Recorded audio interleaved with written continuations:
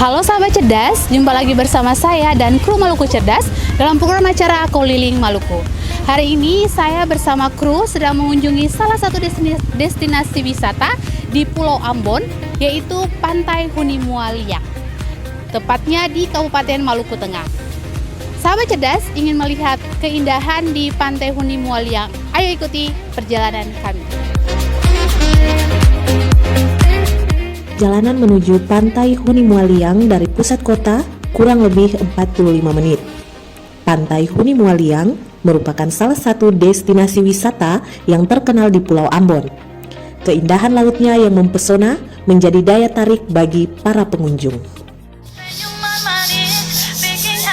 Sahabat cerdas, bisa dilihat di saat ini keramaian di Pantai Hunimualiang, di mana masyarakat sudah memadati Pantai Hunimualiang untuk menikmati weekend bersama keluarga maupun para sahabat dan juga masyarakat yang lainnya. Untuk itu, sahabat cerdas bisa melihat secara langsung masyarakat yang sudah ramai mengunjungi pantai wisata Hunimualiang di saat ini.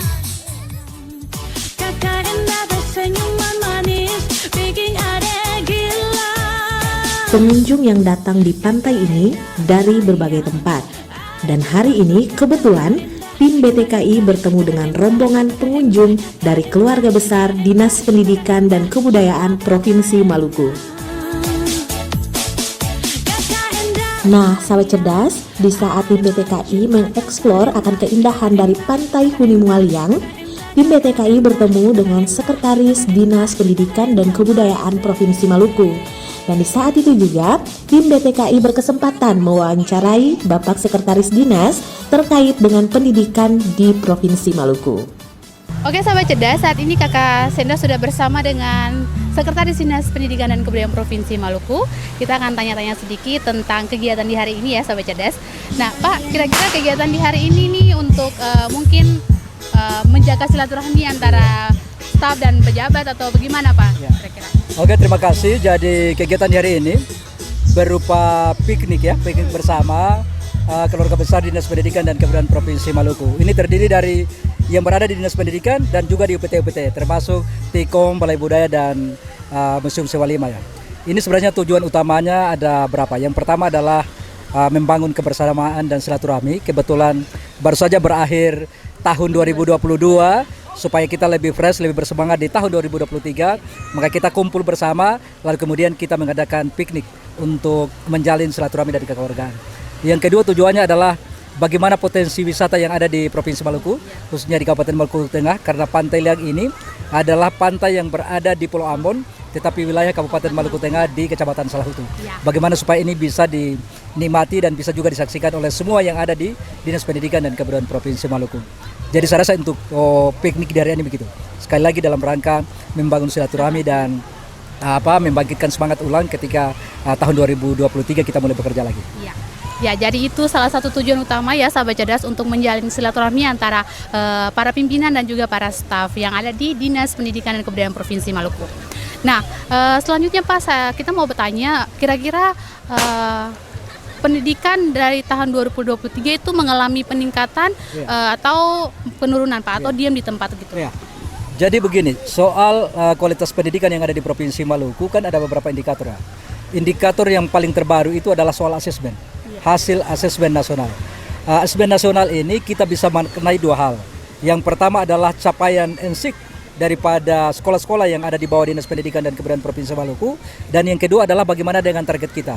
Memang di beberapa provinsi di Indonesia nilainya lebih tinggi dari kita, tapi target mereka kan juga sudah tinggi terkait dengan asesmen. Sehingga dengan demikian, kalau melihat posisinya sebenarnya kita sudah mengalami peningkatan, khususnya pada hal-hal yang berhubungan dengan literasi misalnya, yang ada di SMA. Tetapi belum menunjukkan perkembangan yang signifikan atau kemajuan yang signifikan. Oleh karena itu, di tahun 2023 itu kita sudah mulai memprogramkan melalui Ibu Kadis, ada program yang namanya mengevaluasi seluruh program yang kita laksanakan di tahun 2023.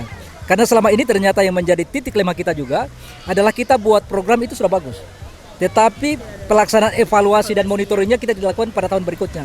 Sehingga keterukuran, ketercapaiannya itu kita tidak bisa lakukan, tidak bisa peroleh. Lalu kemudian apa-apa yang mesti kita lakukan itu kita tidak dapat memberikan langkah yang betul-betul tepat dalam rangka meningkatkan apa yang telah kita lakukan di tahun sebelumnya. Sehingga dengan adanya ini, saya berkeyakinan bahwa di tahun 2023 lompatan daripada peningkatan mutu pendidikan Maluku akan semakin bagus. Karena itu adalah sesuatu yang betul-betul baru dan menurut kami sangat bermanfaat sekali terkait dengan evaluasi dan monitoring dari apa yang dilakukan di tahun-tahun sebelumnya.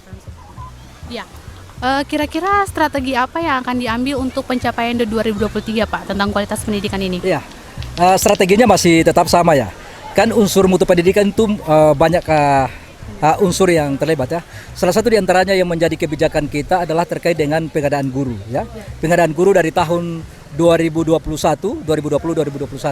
kita telah tata bahwa seluruh guru berdasarkan petunjuk dana bos itu lalu kemudian diadakanlah guru honorer yang dibayar oleh satuan pendidikan dengan dana bos mereka. Lalu kemudian yang berikut adalah masih tetap guru ya. Ada pengangkatan guru kontrak provinsi yang jumlahnya kalau tidak salah kemarin itu ada 700 lebih. Tetapi yang menjadi persoalan adalah honorer mereka yang jumlahnya masih sangat sedikit, masih sekitar 2 jutaan. Maka di tahun 2023 ada peningkatan kesetaraan dalam arti bahwa orang akan bekerja secara maksimal, tidak mungkin terlepas dari apa yang disebut dengan kesejahteraan. Itu yang pertama. Kemudian yang kedua, soal asesmen itu masing-masing sekolah diperintahkan untuk dapat membedah apa yang menjadi hasil asesmen di tahun 2021-22 kemarin, supaya menjadi langkah strategi dalam rangka menyusun bagaimana kira-kira program di tahun 2023 ini agar dapat menjawab seluruh kelemahan-kelemahan yang ada pada asesmen. Karena asesmen itu adalah potret pendidikan secara satuan pendidikan dan potret pendidikan di level provinsi. Dan itu sangat penting. Itu yang harus menjadi tolak ukur dari seluruh satuan pendidikan yang ada di bawah kita dan juga sebenarnya keseluruhan satuan pendidikan, dan juga menjadi tolak ukur dan tempat sarnya daripada Dinas Pendidikan untuk membuat program dalam rangka meningkatkan mutu pendidikan. Dan kalau ini terbedah dengan baik, maka saya yakin dan percaya bahwa mutu pendidikan di Maluku akan semakin bagus. Ya, menyangkut dengan pemetaan guru Pak, apakah di kabupaten-kabupaten terpencil pemetaan gurunya sudah merata atau belum Pak? Ini yang jadi masalah. Jadi guru kita ini kan terdiri dari beberapa masalah. Yang pertama adalah distribusi yang tadi Nona bilang. Kita punya guru-guru ini kan masih banyak terkonsentrasi di daerah-daerah perkotaan, daerah-daerah ibu kota, kabupaten kota dan sebagainya. Sedangkan daerah-daerah pinggiran ini kan masih sangat terbatas. Nah, oleh karena itu kebijakan untuk guru kontrak ke depan kita akan lebih mengarahkan kepada daerah-daerah yang terluar, agar mereka juga memiliki motivasi dalam rangka kesejahteraan tadi. Bagaimana kalau sudah mengajar di daerah terpencil, tetapi kesejahteraan mereka tidak diperhatikan, kan ini menjadi masalah. Maka dengan demikian di tahun 2023 kita akan prioritaskan ke situ dulu, ke daerah terpencil. Sehingga dengan demikian rasio guru di perkotaan, ibu kota, kabupaten kota itu minimal memiliki perbandingan yang hampir sama. Nah, dengan demikian kita bisa berharap, karena bisa jadi kota Ambon misalnya memiliki kualitas pendidikan yang sangat tinggi, bisa bersaing di nasional, tetapi secara umum kita jatuh oleh karena di daerah-daerah pinggiran kita memiliki mutu yang tidak terlalu bagus. Dan ini guru adalah merupakan unsur utama untuk meningkatkan mutu pendidikan kita, dan itu menjadi tolak ukur daripada perhatian kita. Oke, baik sahabat cerdas, itu dia beberapa wawancara dari Kakak Senda dan Kepala Sekretaris Dinas Pendidikan dan Kebudayaan Provinsi Maluku. Untuk itu kita akan kembali lagi bersama Keliling Maluku mengunjungi destinasi wisata Pantai Hunimual yang di Pulau Ambon.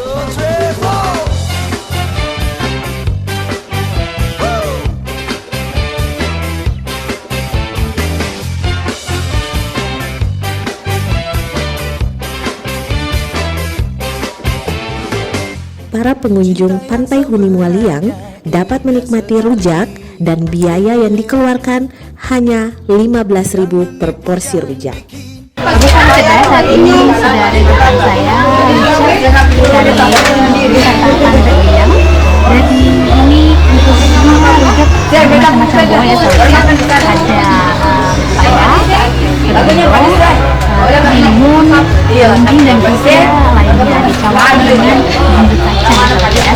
Ke pantai udah afdol kalau tinggal menikmati salah satu kuliner yaitu rujak. Nyanyi lagu pantai, nyanyi lagu santai, yeah. Nyanyi lagu pantai, mari kita santai, yeah. Nyanyi lagu pantai, nyanyi lagu santai, yeah. Nyanyi lagu pantai, mari kita santai, yeah. Uoh,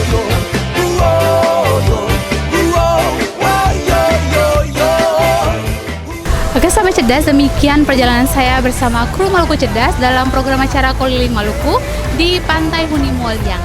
Untuk itu, sahabat cerdas, ikuti kami terus dalam program acara keliling Maluku di tempat-tempat wisata yang lainnya. Salam Maluku cerdas, Amato. Cara kurang